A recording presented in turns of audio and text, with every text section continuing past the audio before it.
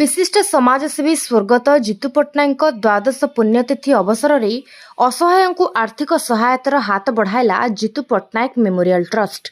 मयूरभंज जिलार गोरु मैसाणी लोहखणी अंचल तथा मयूरभंज जिलार विशिष्ट युव समाजसेवी स्वर्गत जितु पट्टनायक आज द्वादश पुण्यतिथि। से मध्य जामदा ब्लॉक शहीद बिरसा मुंडा युक्त 2 कॉलेज प्रतिष्ठाता सदस्य और अध्यापक थिबा सहित बामनघाटी उपखंडर बहु सामाजिक अनुष्ठान सहित जड़ित थिले। विशेषतः गुरु महिषाणी अंचल गरीब खटिकिया लोहखणी श्रमिक मानकर दरदी बंधु थिले, असहायक सहायक थिले, जार केही साहा नथिले जितु भाई तांकर साहा थिले। से जणे परोपकारी समाजसेवी मिष्टभाषी मेलापी हृदयवान युवक थिले।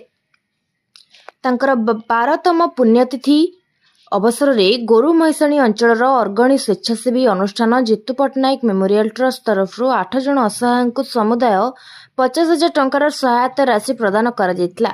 सेमाने हेले गोरु महिषाणी अंचल रक्त कर्कट पीड़िता 13 वर्षीय नाबालिका रज्ञान स्मिता महाकुड़, बौड़मौदा ग्रामर दुर्घटना एकमात्र पुत्र को हराई असहाय होई पड़िथिबा बनमाली बेहेरा, सुंढल ग्रामर पक्षघात शज्याशायी कुमुदुनी धीर, सानमौदा ग्रामर समस्त को हराई एकाकिनी वृद्धा सुमित्रा पात्र, सुदर्शनपुर ग्रामर दुर्घटना पुत्र को हराई बोहू एवं नातुनी सह जीवन काटुवा असहाय सुरु हांसदा, सुदूर जसीपुर 25 वर्ष धरी रायरंगपुर मेडिकल छकरे 75 वर्षीय परिवा बिकी परिवार प्रतिपोषण करुवा अहल्या माउसी, रायरंगपुर सहर में दीर्घ 50 वर्ष धरी छत्ता मरामती करी परिवार प्रतिपोषण करुवा संख्यालघु गुलाम मकसूद, जैनिक जोता मरामती करुवा असहाय को आर्थिक सहायता करा जायतिला।